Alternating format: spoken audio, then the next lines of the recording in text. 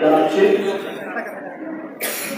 এবং আজকের এই সংবাদ সম্মেলনে লিখিত বক্তব্য পাঠ করবেন বাংলাদেশ সম্মিলিত সমাজী জাগরণ জোটের মুখপাত্র শ্রীপাদ চিন্ময় কৃষ্ণ দাস ব্রহ্মস্মিত।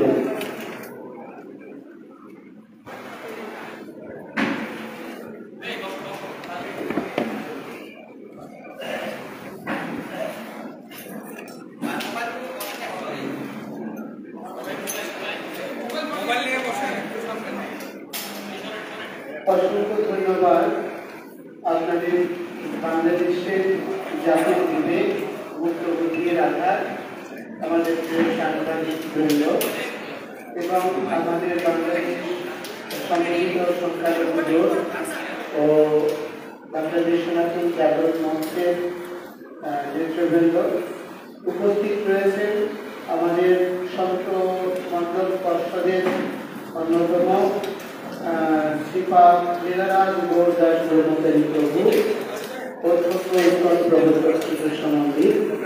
উপস্থিত রয়েছে শ্রীমান পরিতোষানন্দ গিরি মহারাজ শঙ্কর মঠ মিশনের সুযোগ্য প্রতিনিধি। উপস্থিত রয়েছে শ্রীমান সচ্চিদানন্দ মহারাজ মহারাজ এবং উপস্থিত রয়েছেন আমাদের ভোলা গিরি আশ্রমের অধ্যক্ষ শ্রীমান অনিমেষানন্দ ব্রহ্মচারী মহারাজ এবং উপস্থিত রয়েছেন শ্রীমান রণনাথ মহারাজ। উপস্থিত রয়েছেন শ্রীমৎ প্রেমা মায়ানন্দ মহারাজ এবং উপস্থিত রয়েছেন শ্রীমৎ গোবিন্দ ব্রহ্মচারী মহারাজ। উপস্থিত রয়েছেন শ্রীমৎ অজপানন্দ ব্রহ্মচারী মহারাজ। উপস্থিত রয়েছেন শ্রীমৎ বীরেশ্বরানন্দ মহারাজ। উপস্থিত রয়েছেন শ্রীপাদ অকিঞ্চন দাস ব্রহ্মচারী প্রভু। উপস্থিত রয়েছেন শ্রীমৎ স্বতন্ত্র গৌরাঙ্গ দাস ব্রহ্মচারী প্রভু। উপস্থিত রয়েছেন আমাদের রণি বাবা সহ অনেক সাধু সন্ত বৃন্দ।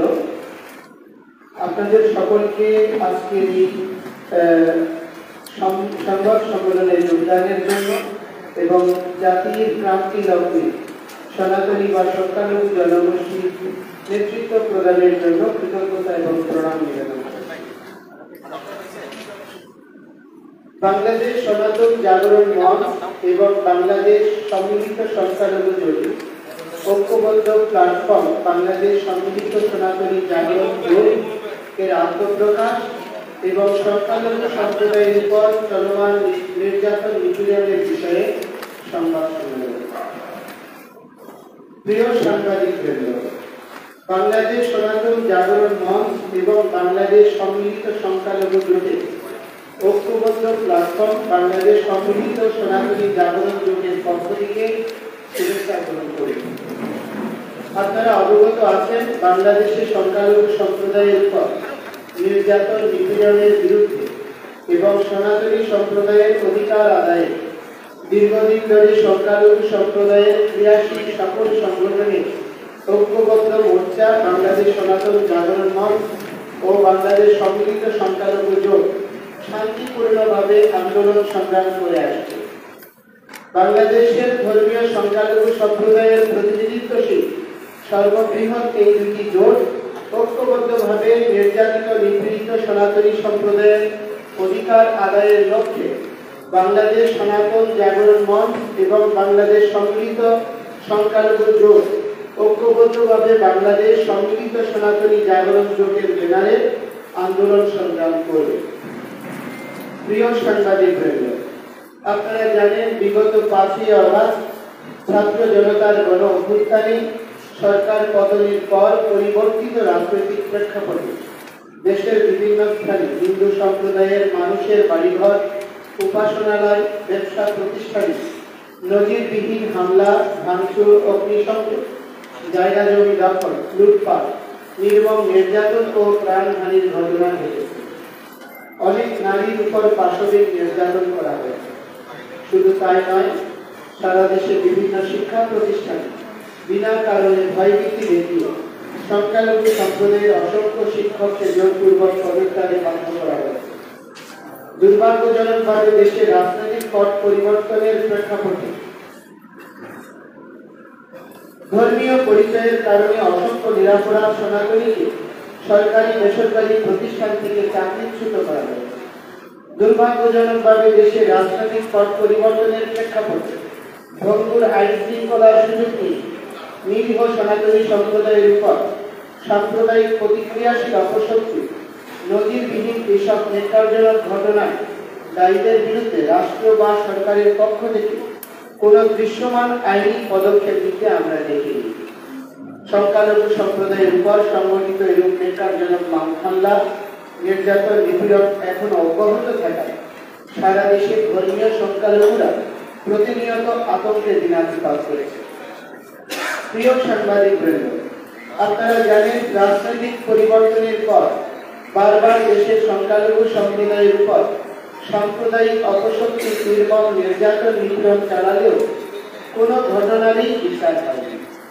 এর এই প্রেক্ষাপটে স্বাধীনতার পর থেকে ক্রমাগত ধর্মীয় বঞ্চনা বৈষম্য ও নির্যাতন নিপীড়নের প্রতিবাদে এবং অস্তিত্ব রক্ষায় বাধ্য হয়ে বাংলাদেশ সনাতন জাগরণ মঞ্চ তথা সংখ্যালঘু সম্প্রদায় রাষ্ট্রের কাছে ৮ দফা যৌক্তিক দাবি উত্থাপন করে।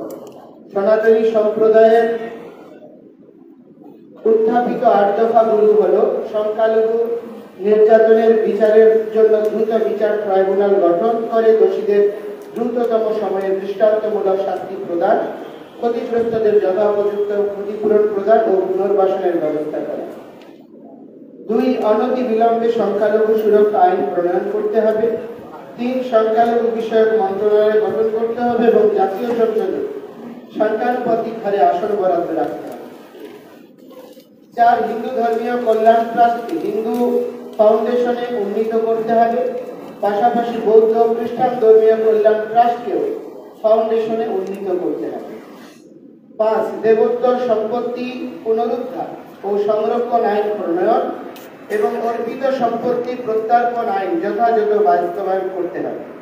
৬. প্রতিটি শিক্ষা প্রতিষ্ঠানে সংখ্যালঘুদের জন্য উপাসনালয় নির্মাণ এবং প্রতিটি হোস্টেলে প্রার্থনা কক্ষ বরাদ্দ করতে হবে।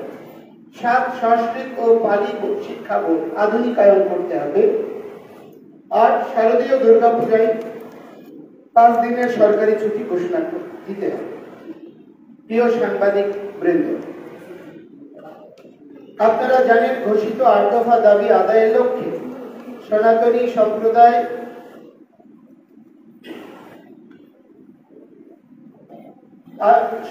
সম্প্রদায়ের প্রতিনিধিত্ব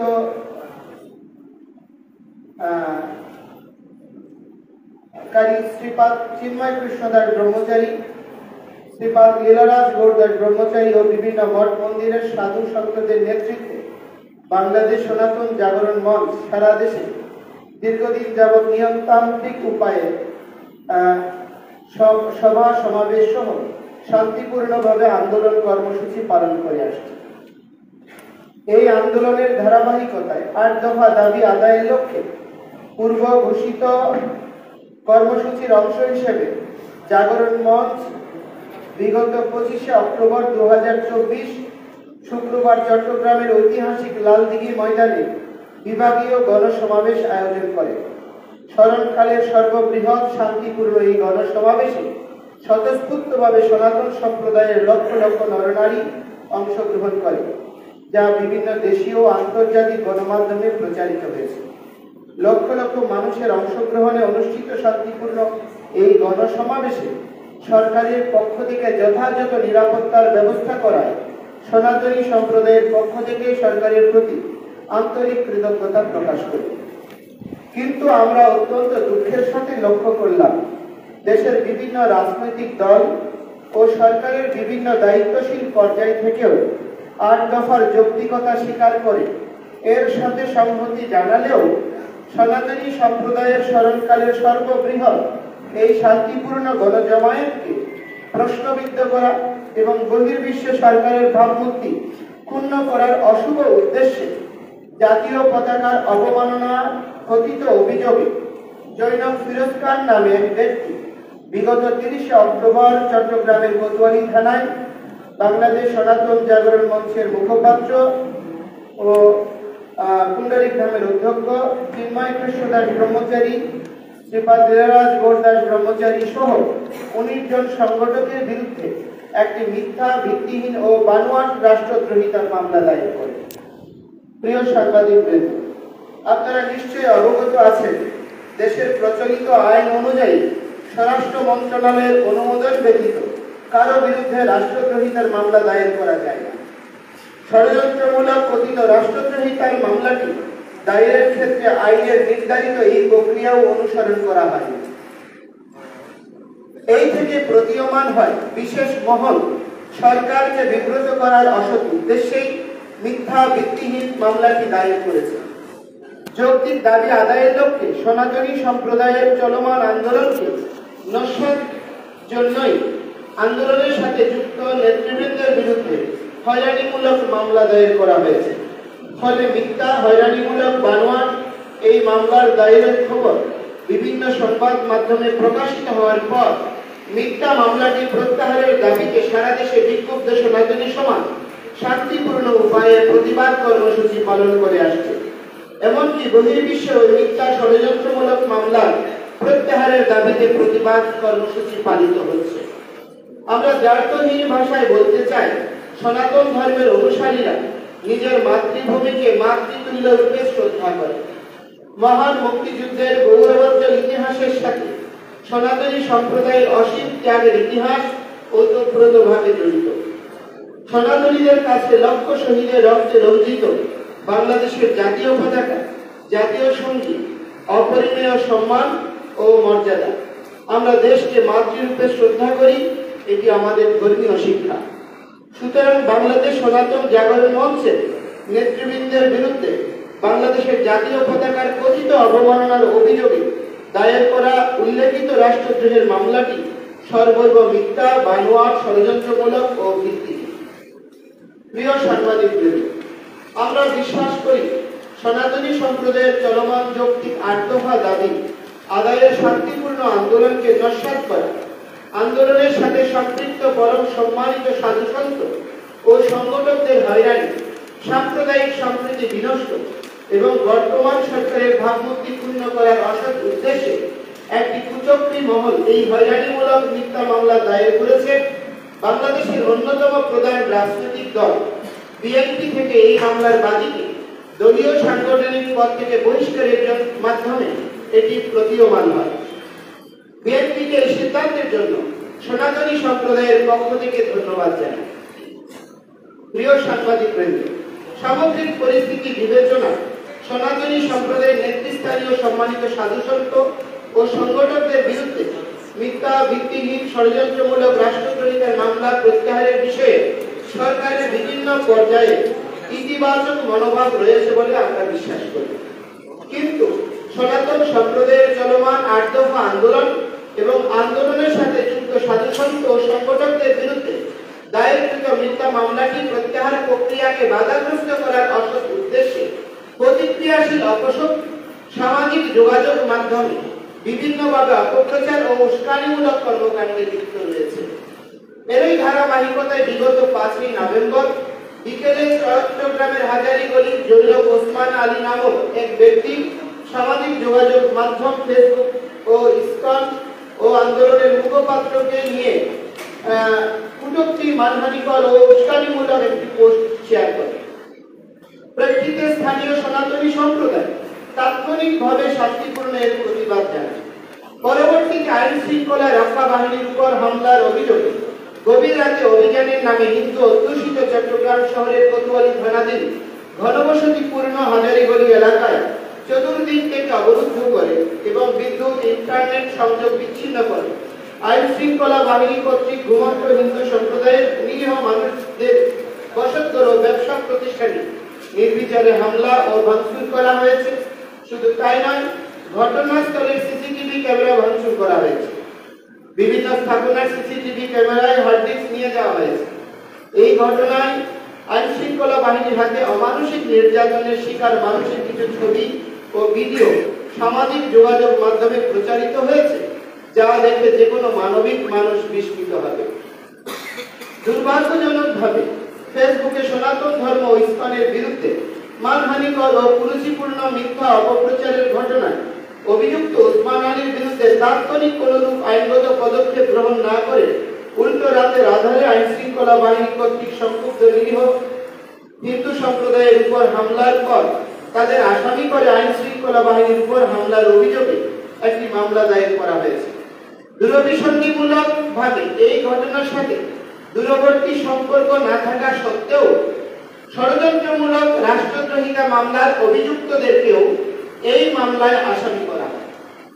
এই মামলায় সেদিন রাতে প্রায় 80 জন সনাতনীকে গ্রেফতার করে নির্দয়ভাবে পেটানো হয়েছে। আইন শৃঙ্খলা বাহিনীর হেফাজতে অমানসিক নির্যাতনের ফলে গুরুতর এইসব নিরীহ হিন্দুকে ন্যূনতম চিকিৎসা সেবাও দেওয়া হয়নি। শুধু তাই না, নির্যাতনের শিকার গুরুতর অসুস্থ নিরীহ এইসব মানুষকে আইন কানুনের তোয়াক্কা না করে মধ্যরাতে আদালতে হাজির করা হয়। নির্মম নির্যাতনের শিকার এই সব নিরীহ মানুষকে শুধুমাত্র চিকিৎসা সেবা প্রাপ্তি থেকে বঞ্চিত করা হয়নি, প্রাথমিক পর্যায়ে আদালতে তাদেরকে আইনজীবীদের সাথেও কথা বলতে দেওয়া হয়নি। আমরা গভীর উদ্বেগের সাথে লক্ষ্য করছি, এই মামলায় অজ্ঞাতনামা হিসেবে এখনো অনেক নিরীহ সনাতনীকে গ্রেফতার করে রিমান্ডে নিতে নির্যাতনের মাধ্যমে আন্দোলনে নেতৃত্ব দেওয়া সাধু সন্তদের নামে জোরপূর্বক স্বীকারোক্তি আদায়ের অপচেষ্টা করা হচ্ছে। অদৃশ্য অপশক্তির ইশারায় জামিন প্রাপ্তির আইনি অধিকার থেকে বঞ্চিত করার অসৎ উদ্দেশ্যে আটককৃতদের 5 আগস্ট পরবর্তী দায়েরকৃত বিভিন্ন হত্যা মামলায় শোন অ্যারেস্ট দেখানো হচ্ছে। এই মামলায় অভিযুক্তদের পক্ষে নিযুক্ত অনেক বিজ্ঞ আইনজীবীকে প্রতিনিয়ত বিভিন্নভাবে হুমকি ধামকি প্রদান করা হচ্ছে। এইসব স্পষ্টত গুরুতর মানবাধিকার লঙ্ঘন, আমরা এর তীব্র নিন্দা জানাই। প্রিয় সাংবাদিক বৃন্দ, আমরা দ্ব্যর্থহীনভাবে ভাষায় বলতে চাই, আমরা কোনো অপরাধীর পক্ষে নই। হাজারীগঞ্জে সেদিন আইন শৃঙ্খলা বাহিনীর উপর কোন দুষ্কৃতিকারী যদি হামলা করে থাকে, আমরা সুষ্ঠু ও নিরপেক্ষ তদন্তের মাধ্যমে দেশের প্রচলিত আইন অনুযায়ী তাদের দৃষ্টান্তমূলক বিচার নিশ্চিত করার দাবি জানাই। কিন্তু গভীর রাতে বিদ্যুৎ ও ইন্টারনেট বন্ধ করে সিসিটিভি ক্যামেরা ভেঙে ঘুমন্ত নিরীহ হিন্দু সম্প্রদায়ের উপর নির্বিচারে হামলা, নির্যাতন ও গণগ্রেফতারের ঘটনায় আমরা উদ্বিগ্ন। অবস্থা দৃষ্টে মনে হচ্ছে শুধুমাত্র ধর্মীয় বিদ্বেষ এবং সনাতন সম্প্রদায়ের চলমান যৌক্তিক আন্দোলনকে নস্যাৎ করার অশুভ উদ্দেশ্যে এই মামলাকে হাতিয়ার হিসেবে ব্যবহার করে নিরীহ হিন্দু জনগোষ্ঠীকে হয়রানি করা হচ্ছে। আমরা মনে করি অন্তর্বর্তীকালীন সরকারের ভাবমূর্তি পূর্ণ করতে বিশেষ কোন গোষ্ঠী এই অপতৎপরতায় লিপ্ত রয়েছে। প্রিয় সাংবাদিক বৃন্দ, বিদ্যমান পরিস্থিতিতে আপনাদের মাধ্যমে বাংলাদেশ সনাতন জাগরণ মঞ্চ ও বাংলাদেশ সম্মিলিত সংখ্যালঘু জোট, যেটি আজকে থেকে বাংলাদেশ সম্মিলিত সনাতনী জাগরণ জোট নামে আত্মপ্রকাশ করছে, আমরা নিম্নোক্ত দাবিসমূহ উত্থাপন করছি। অবিলম্বে সংখ্যালঘু সম্প্রদায়ের যৌক্তিক 8 দফা দাবি বাস্তবায়নে কার্যকর পদক্ষেপ গ্রহণ করতে হবে।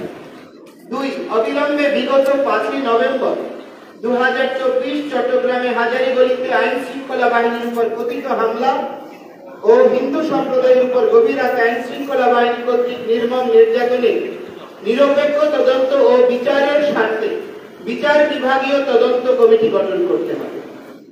এই ঘটনায় আটক ও নির্মম নির্যাতনের শিকার নিরীহ সনাতনীদের মুক্তি দিয়ে যথাযথ চিকিৎসার ব্যবস্থা করতে হবে। এই ঘটনায় আটককৃতদের ষড়যন্ত্রমূলকভাবে বিভিন্ন হত্যা মামলায় গ্রেফতার দেখানোর প্রক্রিয়া অবিলম্বে বন্ধ করতে হবে।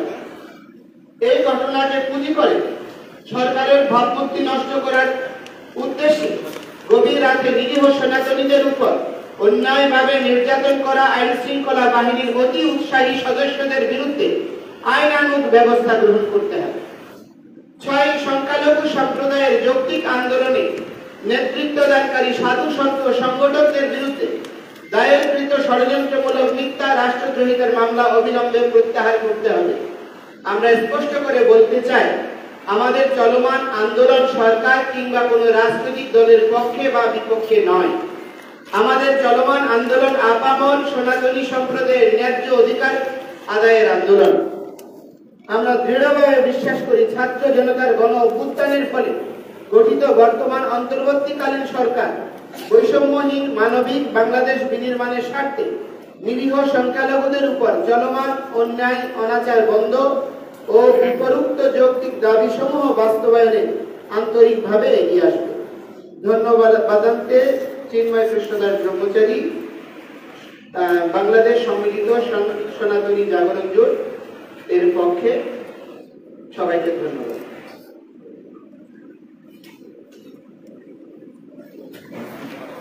এবং আপনার আজকে একটি আমরা ঘোষণা দিচ্ছি, আমাদের আগামী 22শে নভেম্বর রংপুরে যে বিভাগীয় মহাসমাবেশ হবে, আমরা 15 দিনের জন্য সমস্ত কার্যক্রম বন্ধ রেখেছিলাম। আমরা সরকারকে সহযোগিতা করতে চেয়েছি, আমরা এখনো সহযোগিতা করার মনোভাবেই পোষণ করি। শান্তিপূর্ণভাবে আমাদের অধিকার প্রতিষ্ঠার জন্য আমরা কোনো বিশৃঙ্খলতার বিরুদ্ধে, কোনো রাজনৈতিক ইন্ধনে যুক্ত হওয়ার বিরুদ্ধে আমরা আমাদের অধিকার এবং মতামত তুলে ধরার জন্য আগামী 22শে নভেম্বর রংপুরে মহাসমাবেশ অনুষ্ঠিত হবে এবং আগামী 6 ডিসেম্বর যেটি আপনার খুলনায় অনুষ্ঠিত হওয়ার কথা ছিল মহাসমাবেশ, তো আমরা সেই দিনটি যেহেতু আপনার বাবরি মসজিদ ভাঙার দিন, এটা আমরা এই প্রক্রিয়াকে কোনোভাবে সমর্থন করি না, সেজন্য আমরা সেই দিনের পরিবর্তে 13 ডিসেম্বর শুক্রবার খুলনায় মহাসমাবেশ হবে এবং আমাদের 29শে নভেম্বর যেটি বরিশালে মহাসমাবেশ হওয়ার কথা ছিল, আমরা যেহেতু সকলে শান্তিপূর্ণ সহাবস্থান এবং প্রতিটি ধর্মের প্রতি শ্রদ্ধাশীল, সেখানে বরিশালের বৃহৎ জনগোষ্ঠীর প্রতিনিধি ইসলামী শাসনতন্ত্র আন্দোলনের সম্মানিত পীর জনাব পীর সাহেব চরমনাই এবং আরেকটি প্রতিষ্ঠান হচ্ছে চরসিনা, ওনাদের সেখানে মাহফিল রয়েছে, বার্ষিক মাহফিল, তার প্রতি শ্রদ্ধা প্রদর্শন করে আমরা সেই দিনটি পিছিয়ে আমরা 20শে ডিসেম্বর শুক্রবার করার ঘোষণা প্রদান করছি। আপনাদের যদি কোনো প্রশ্ন থাকে।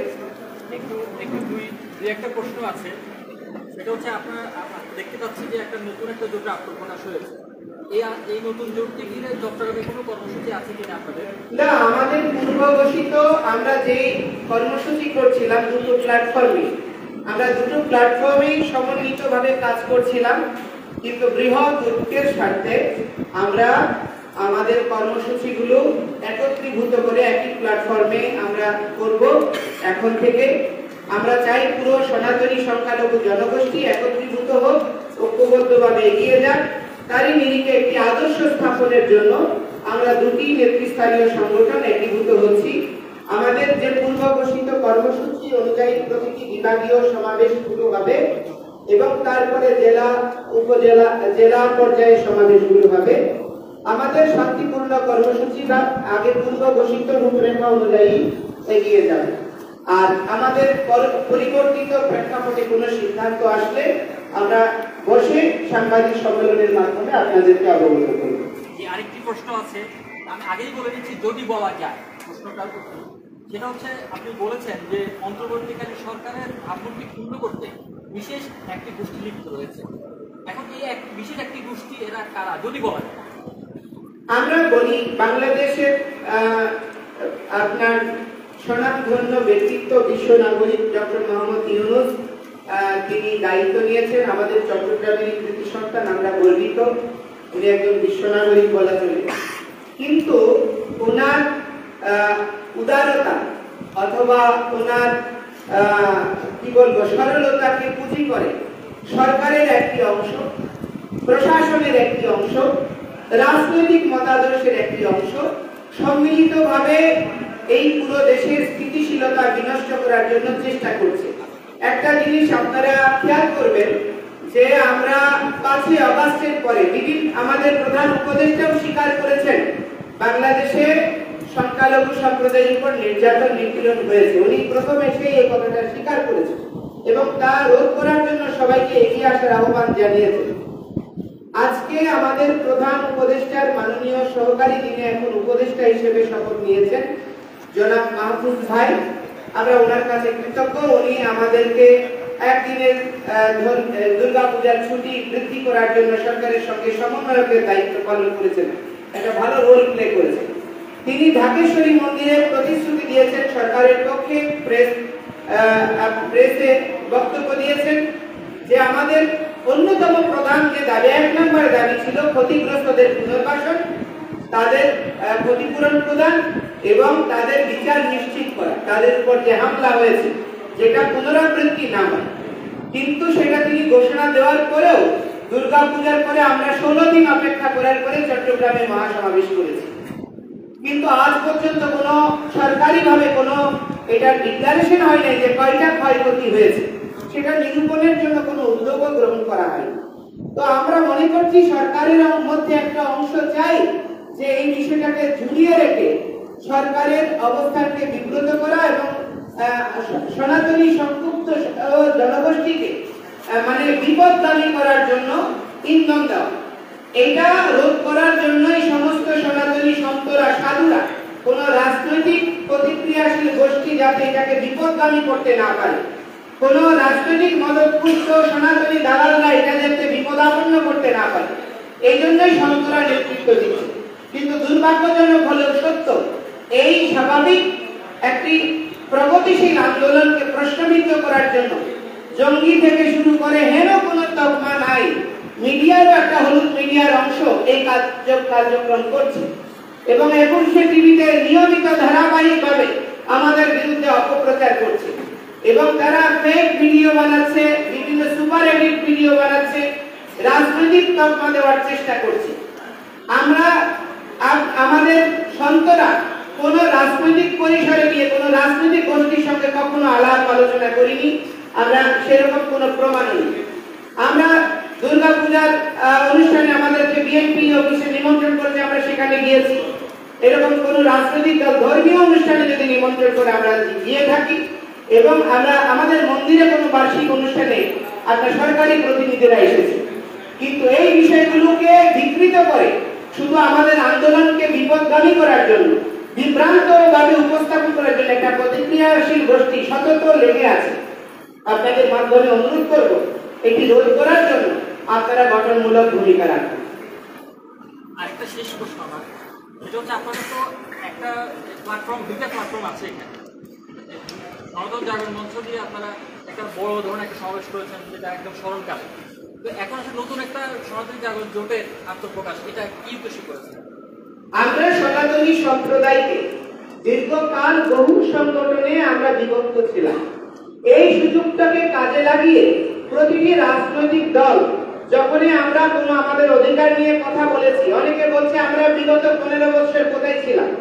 বর্তমানে যে আন্দোলন হচ্ছে, এই আন্দোলনের চেয়েও দ্বিগুণ আন্দোলন হয়েছে আপনার 21 সালে শারদীয় রক্তাক্ত শারদে এবং 154টা দেশে আন্দোলন বিস্তৃত হয়েছে। অথচ এই সত্যগুলো উপস্থাপন না করে সবসময় শুধু বিকৃত উপস্থাপনা করে এবং সেই সময়ে আমরা যে নন্দনকাননের মহাসমাবেশ করেছিলাম, সেখানে তৎকালীন বিরোধী দলের নেতা ডক্টর বর্তমান মেয়র ডক্টর সাদাত সাহেব থেকে সোলাইমান সাহেব থেকে শুরু করে আওয়ামী লীগ, বিএনপি, সমস্ত রাজনৈতিক দল আমাদের সঙ্গে সংহতি জানিয়েছে।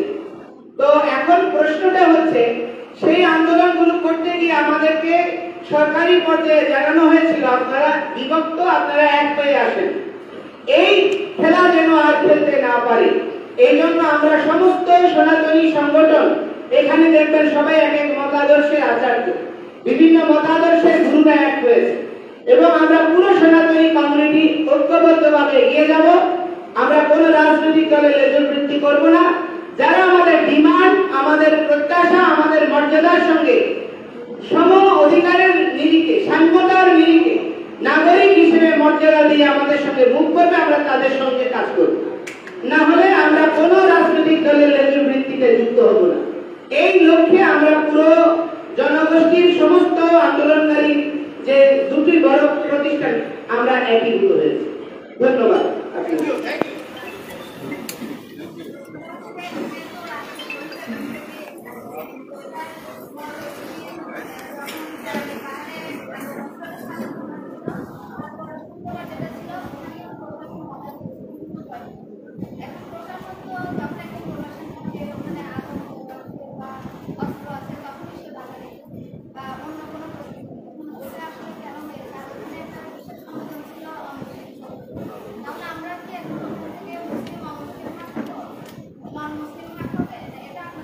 আমি তো আগেই বলেছি যে আমাদের প্রতিক্রিয়াশীল একটা গোষ্ঠী প্রশাসনের একটি অংশকে, সরকারের একটি অংশকে ব্যবহার করে এই রাষ্ট্রকে অস্থিতিশীল করতে চায়। তারাই আমাদেরকে সেদিন যে জিনিসটা বলছেন রাষ্ট্রদ্রোহ মামলার বিরুদ্ধে যখন সনাতনীদের সতর্কত্ব প্রতিবাদ ছিল, গাড়িতে আমাদের এখানে স্যারেরা আছেন, সাধুরা আছেন, ইনার বুকে শুয়ে ফেলেছে বাধা দিয়ে, ওই উনার বুকে আঘাত করেছে এবং আমাদের এই ভার্সিটি শিক্ষক থেকে শুরু করে সবাইকে গাড়িতে প্রশ্ন করা হয়েছে যে নন মুসলিম কে আছে। হ্যাঁ, তো নন মুসলিম দেখে দেখে তাদেরকে রোধ করা হয়েছে। তো দেশে আমাদেরকে বলা হচ্ছে, আমাদের প্রধান উপদেষ্টা আমাদের আশান্বিত করেছিল যে আমরা বাংলাদেশী জনগোষ্ঠী, আমরা বাংলাদেশের নাগরিক, সকলে সমতার ভিত্তিতে থাকবো। তাহলে সেখানে ধর্মীয় পরিচয়কে আধার করে আমাদেরকে আলাদাভাবে চিহ্নিত করার প্রচেষ্টা হচ্ছে। তাহলে প্রধান উপদেষ্টার মনোভাবকে প্রশাসনের যে অংশ এগুলো করছে তারা কতটুকু মূল্যায়ন করছে এটা আপনারা বিবেচনা করবেন। তো যেখানে প্রশাসনের লোক সরকার প্রধানের মনোভাবকে শ্রদ্ধা করে না, সেখানে যারা সাম্প্রদায়িক গোষ্ঠী তারা তো এটাকে সুযোগ নেবেই। এই জন্য এটাকে আমরা নতুন কিছু মনে করছি না, এটা ধারাবাহিকতারই একটা নামান্তর। এই জন্য এটা আপনারা মুক্ত মুক্তির আধার, আপনারাই যদি চেষ্টা করেন বাংলাদেশ একটা মুক্ত গণতন্ত্র এবং সকলের সহাবস্থানের সুন্দর পরিবেশ মিলিয়ে দিতে হবে। ধন্যবাদ।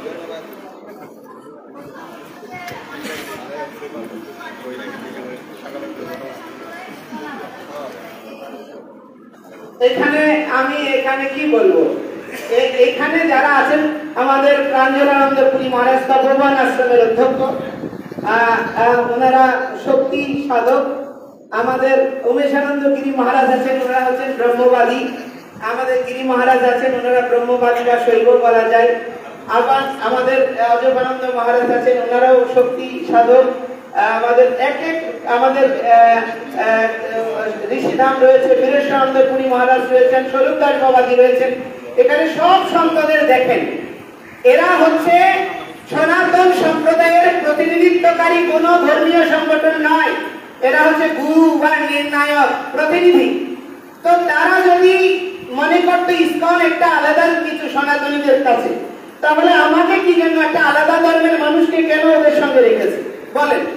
এবং আমি ওনারা সবাই এখানে উমেশানন্দ মহারাজ আছেন, প্রাঞ্জলানন্দ মহারাজ আছেন, ওনারা অনেক বৃদ্ধ জ্ঞানী গুণী। আমার মতো একটা নাবালককে কেন ওনারা মুখপাত্র করেছেন এটা আপনারা বিবেচনা করবেন, এটা আমি কি বলবো। এবং অতিশয় দুর্ভাগ্যজনক হচ্ছে এই অপতৎপরতাটা করা হচ্ছে বাংলাদেশের যে প্রতিক্রিয়াশীল গোষ্ঠী, তারা জানে ইসকন সারা বিশ্বে সমাদৃত।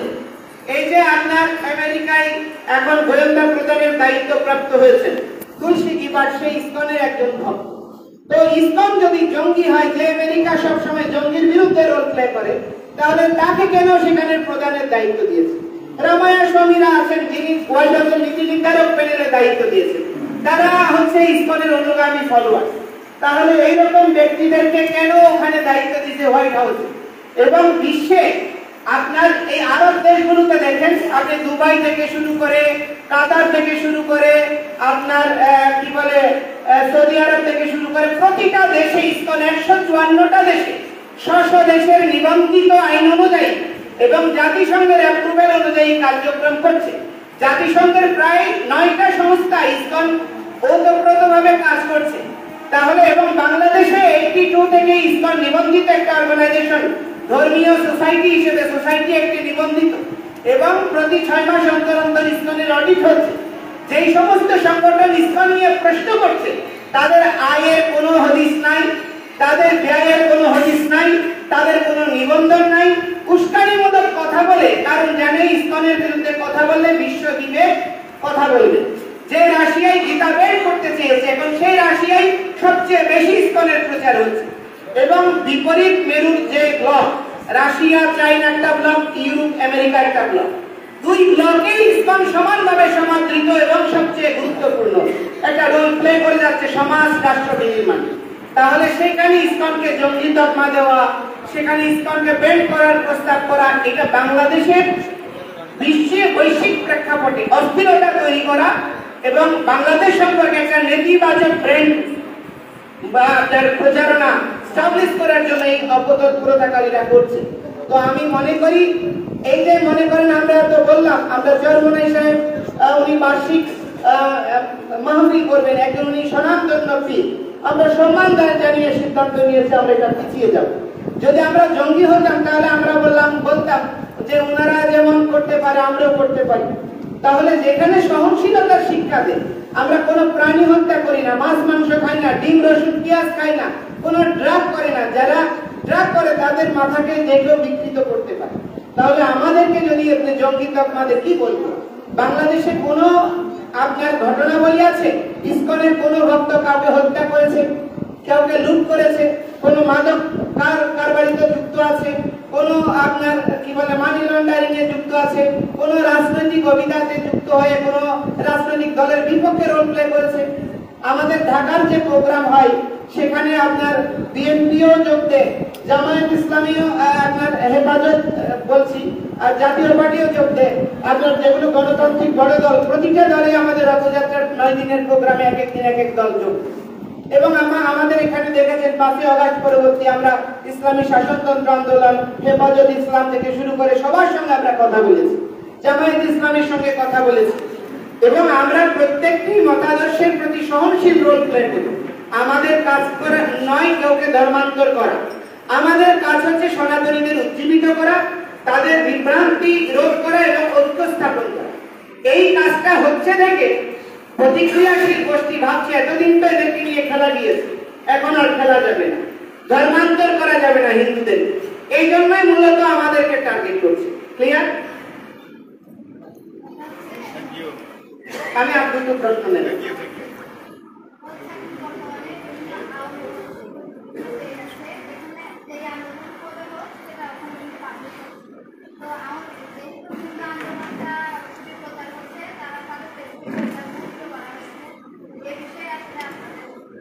আমি একটা ক্লিয়ার উত্তর দিই, সেটা হচ্ছে যেমন আমি যখন বাংলাদেশ জাতীয়তাবাদী দল বিএনপির সঙ্গে কথা বলেছি, ওনাদের ফোরাম থেকে আমাদের কয়েকজন হিন্দু লিডার প্রশ্ন তুলেছে যে আমরা সাজদা কেন মাঠে থাকবো, এই প্রশ্নটা আপনারা দেখেছেন। তো আমার প্রশ্ন হচ্ছে রাজনৈতিক দলগুলির কাজ কি? জনগণের আকাঙ্ক্ষাকে তুলে ধরা এবং বাস্তবায়ন করা, কারণ গণতন্ত্রের এটাই হচ্ছে সৌন্দর্য। তো যদি এটা আপনার বিএনপি, জাতীয় পার্টি, জামায়াত ইসলামী, ওনারা যে নেতৃবৃন্দরা আছে, এই 8 দফা আন্দোলন তারা করুক, আমরা তাদেরকে সমর্থন দেব, আমরা তাদের পিছনে থাকবো। যেহেতু কোন রাজনৈতিক দল সবাই আমাদেরকে শুধু আশ্বাস দেয় আর কি বলে কার্যক্রম কোনো রোল প্লে করছে না, আমাদের 8 দফা নিয়ে যৌক্তিক কোনো মন্তব্য করছে না। আমি বলতে চাই না, একজন রাজনীতিক আমাকে বলছে আমরা যে সংস্কৃত পালি বোর্ডের আধুনিকায়নের কথা বলছে সংস্কৃত কেন শিখতে হবে, বাংলায় ট্রান্সলেট করে নেন। তো আমার উত্তর ছিল যে আমাদের বৃহৎ জনগোষ্ঠী, আমাদের পবিত্র ধর্মগ্রন্থ কোরআনের আয়াতগুলো হচ্ছে আরবি, এটা আল্লাহর প্রদত্ত ওহী নাযিল হয়েছে সেখানের ভাষা। তাহলে আমাদের দেবনাগরী বা সংস্কৃত হচ্ছে আমাদের ধর্মীয় ভাষা এবং বাংলা ভাষার উৎপত্তিস্থল সংস্কৃত। তাহলে সেই ক্ষেত্রে কেন আমার বেলায় কেন এটা আসবে? যেমন আমি গত পরশুদিন বলেছিলাম রাজধানী যে আল্লাহর পবিত্র নাম হচ্ছে নারায়ে তাকবীর, আল্লাহু আকবার। এখন এই শব্দটিকে আপনার কেউ কোনো রাজনৈতিক দল ব্যবহার করতেই পারে, এটা কোনো বিষয় না। তাই বলে কি আমি এই পবিত্র নামকে কোনো কলঙ্ক দেব, এটাকে কোনো বাজে তকমা দেব? কিন্তু আমরা জয় শ্রী রাম, রাম আর কৃষ্ণ হচ্ছে আমাদের আরাধ্য ভগবান। আমার ভগবানের নামের ধ্বনি দিলেই বলে যে ইন্ডিয়ান টেক টেক আরএসএস এর টেক, বিজেপি টেক, যে কোনো দল ব্যবহার করতে পারে। ঠিক সেই রকম ভাবে আমাদের আন্দোলনের খবরগুলো বিএনপিও পোস্ট করতে পারে, জাতীয় পার্টিও পোস্ট করতে পারে। তারা করছে না কেন? তাদের ডাউট কোথায়, দ্বিধা কোথায়? এই প্রচারণাটাকে শুধু একটা দলকে ব্যবহার করার সুযোগ দিচ্ছে কেন? এটা তো আমরা কাউকে বলি নাই যে আপনারা একটু প্রচার করেন। তো আপনারা মিডিয়া প্রচার করছেন, তাহলে কি আমি বলবো আপনারা কোনো স্বার্থের জন্য করছেন? তো সেজন্য আমি আপনাদেরকে বলবো, দয়া করে আমাদের এই আন্দোলনকে বিকৃতভাবে উপস্থাপন না করে ভিন্ন খাতে দেবেন না। প্রণাম, ধন্যবাদ।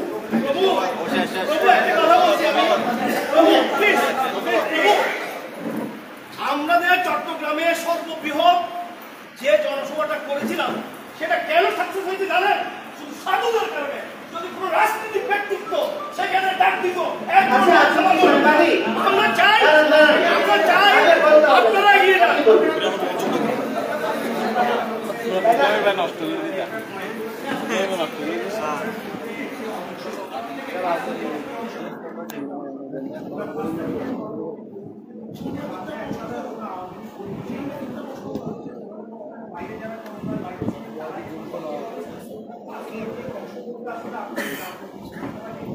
এটা দাদা আপনারা খুঁজে নেবেন। আমাদেরকে বলে আমাদের গরিব পাটা বানাবেন।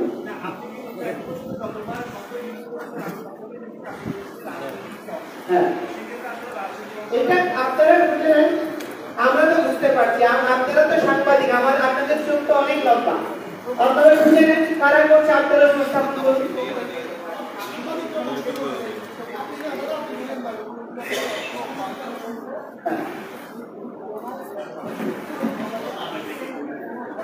আমি বলি, এই হাজারীগঞ্জের ঘটনার পরে আমাদের বাসুদেব মুকুন্দ দত্ত ধাম পটিয়া শ্রী চৈতন্যদেবের দুই পার্শ্বদের ভজনস্থল, তার পূজারীরা মোটরসাইকেল নিয়ে যাচ্ছে, হাতে লাল সুতার গলা মালা দেখে তাদেরকে চার্জ করছে, জিজ্ঞাসাবাদ করছে, থানায় নিয়ে গেছে। আপনার এই চিটাং মেডিকেলের ওখানে করেছে একই পরিস্থিতি, আবার সীতাকুণ্ডে হয়েছে। এগুলো তো আছেই। এবং প্রতিনিয়ত আপনি বাংলাদেশের খোঁজ খবর নিয়ে দেখেন, হ্যাঁ বড় অঙ্কের ম্যাসাকার কমেছে, ইন্টারনাল আপনার টর্চারিংটা অব্যাহত আছে। আপনি এখনো পর্যন্ত প্রতিটা দিন এই যে যারা চাঁদাবাজি চলছে অহরহ, এই যে বর্তমানে মামলাগুলো হয়েছে, একটা অংশ আছে আপনি অনেক বড় ধরনের লেনদেন করে করে অব্যাহতি নিচ্ছে এবং আপনার বিভিন্ন ধরনের স্টোপ দিচ্ছে যে তুমি টাকা দেবে তাহলে তোমাকে এটা অব্যাহতি দেওয়া হবে। এবং আপনি যারা নিরীহ, এই যে মনা দাস, আপনারা সবাই মিডিয়াতে, কয়েকটা মিডিয়াতে এসেছে, তার স্ত্রীকে আজকে আপনাদের মাধ্যমে আমি আবেদন জানাচ্ছি, চট্টগ্রাম মেডিকেল থেকে তার স্বামী এখন হসপিটালে এবং তারও হাতটা ভেঙে গিয়েছে, সেও এখন হসপিটালে চিকিৎসাধীন।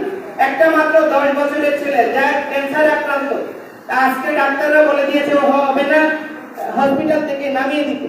ওর ফ্যামিলিতে কেউ নাই যে ওকে নার্সিং করবে। আমি আপনাদেরকে অনুরোধ করবো, আপনারা চট্টগ্রাম মেডিকেল কর্তৃপক্ষকে বলুন, আমরা বলছি আমরা ফান্ডিং করবো, সমস্ত হিন্দুরা সহযোগ দেবে, কিন্তু তাকে যেন না নিয়ে না দেওয়া হয়। এই সেই মনাদেশকেও দেখেন কয়েকটা মামলা আসামি করছে, যে শুধু ঔষধ কিনতে গিয়েছিল। এরকম এই ঘটনার সঙ্গে সংশ্লিষ্ট অনেক নিরীহ লোক দেখবেন যাদেরকে আসামি করা হয়েছে। এগুলো কি টর্চারিং না? এবং এই বিষয়ে কেউ কোনো মন্তব্য করছে না, একটা নীরব অবস্থান পালন করছে। এটা তো একটা টর্চারিং। কারণ আমরা তো এই দেশের একটা প্রজাতন্ত্রের অংশ, আমাদের কথা কেন সরকার বলবে না, মিডিয়া বলবে না, রাজনৈতিক দল বলবে? আমাদেরকে একটা দলের মুখে কেন ফেলে দেবে? এখন প্রশ্ন হয়েছে, আপনি দেখুন সাতকানিয়ায় অনেক হিন্দু আছে, চট্টগ্রামের প্রতিটি সংসদীয় আসনে হিন্দুরা একটা নির্ণায়ক ভোটার। তাহলে এখানে জামায়াত ইসলামী দীর্ঘদিন নির্বাচিত হয়েছে, বিএনপি অলি আহমেদ নির্বাচিত হয়েছে, বরিশালে চরমনাই এবং ওনার অনুগামীরা নির্বাচিত হয়, আপনার সিরাজপুরে আল্লামা দেলোয়ার হোসেন সাইদি সাহেবের মতো একজন নেতা বারবার নির্বাচিত হয়েছে। তাহলে হিন্দুরা যদি শুধু আওয়ামী লীগের ভোটার হতো, তাহলে এই ভোটগুলি কি চুরি করা হয়েছিল? তাহলে সেখানে তো নির্ণায়ক ভোটগুলো হচ্ছে হিন্দুরা। তাহলে হিন্দুরা ভোট দেওয়ার পরেও আমাদেরকে সবসময় আওয়ামী লীগের তকমা, দলীয় তকমা দিয়ে নিষ্পেষণ করা হয়েছে। আমরা এটা থেকে বেরোতে চাই। দয়া করে আমাদের যে কোনো আন্দোলনকে, আপনি দেখুন লাল লীগের সমাবেশের আগের দিন একটা মিডিয়া, বাংলাদেশ পোস্ট মনে হয় না, হ্যাঁ বাংলাদেশ পোস্ট নামে একটা অনলাইন পত্রিকা, তারা ডেইলি বাংলাদেশ ওরা একটা পোস্ট করেছে যে ছাত্রলীগের সমাবেশ হবে নিষিদ্ধ। এখন এটা তো হয় না, তাহলে পরের দিন কি প্রশাসন তার বিরুদ্ধে কোনো ব্যবস্থা নিয়েছে? কিন্তু সেটা যদি আমরা কেউ বিরুদ্ধে পোস্ট করতাম তাহলে আমাদের বিরুদ্ধে মামলা হয়ে যেত। তাহলে এটা কি নির্যাতন নয়? তো এই পরিস্থিতি থেকে উত্তরণ চাই। আমরা রাষ্ট্র বিনির্মাণে অংশগ্রহণ করতে চাই। আমরা কোনো রাজনীতি করার আকাঙ্ক্ষা নেই। এই রাষ্ট্রের পক্ষে যদি আমাদের অ্যাম্বাসেডরের রোল প্লে করতে হবে বাংলাদেশের নাগরিক হিসেবে, আমরা সারা বিশ্বে বাংলাদেশের প্রগতিশীলতার কথা, গণতন্ত্রের কথা প্রচার করব। কিন্তু আমাদের কিন্তু সেই সুযোগটা না দিয়ে সর্বদাই দমন করা হচ্ছে। রাষ্ট্রের কর্তব্য হচ্ছে কেউ যদি অধিকার নিয়ে কথা বলে তার কথাটা শোনা, তার পক্ষে সান্ত্বনা দেওয়া। কিন্তু আমরা যখনই কোনো অধিকার নিয়ে কথা বলতে চাই, আপনি প্রথম আলো গত সরকারের সময় সবচেয়ে নির্ভরযোগ্য প্রতিষ্ঠান ছিল আন্দোলনকারী গ্রুপের কাছে, ঠিক বলছি না বলুন? সেই প্রথম আলো 17 দিনে 1068টা ঘটনা তুলে ধরেছে যেগুলো অরাজনৈতিক। এর পরবর্তী ঘটনাগুলো গুজব। কি হয়েছে, কোথায় হয়েছে? আমার কাছে ভিডিও আছে, আপনারা যদি চান আমি স্লাইড আকারে দেখাতে পারবো সারা দেশে কত নির্যাতন হয়েছে। তাহলে প্রশ্নটা হচ্ছে এইগুলো হওয়ার পরেও কেন আমরা এগুলোকে অস্বীকার করি? এটা তো আমাদের হিন্দুদের মনোবলকে ভেঙে দিচ্ছে। এই জন্য দেখুন যে আমরা সাধুরা 5 আগস্টের পর থেকে একবেলা আহার বন্ধ করে দিয়েছি। সেই অর্থ দিয়ে আমরা কি করছি? এই মুভমেন্ট করছি। প্রতিটি হিন্দু নরনারীরা, এদিন আমি লালদিঘিতে দেখেছি মাত্র 13 দিনের বাচ্চা শিশু নিয়ে আন্দোলনে এসেছে। কেউ আসবে এরকম? সে বলছে আমার সন্তান যেন আমার অধিকার নিয়ে সোচ্চার হয়, এই জন্য এসেছি। আমি গাড়ি তোলার সময় দেখে অভিভূত হয়ে গেছি, চোখে জল চলে এসেছে।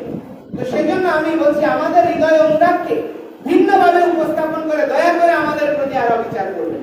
এটা আমার মিডিয়ার মাধ্যমে সমস্ত জনগোষ্ঠীর কাছে আবেদন। ধন্যবাদ সবাইকে। আমরা আজকের মতো এখানে সংবাদ সম্মেলন শেষ করছি। শুভ নমস্কার।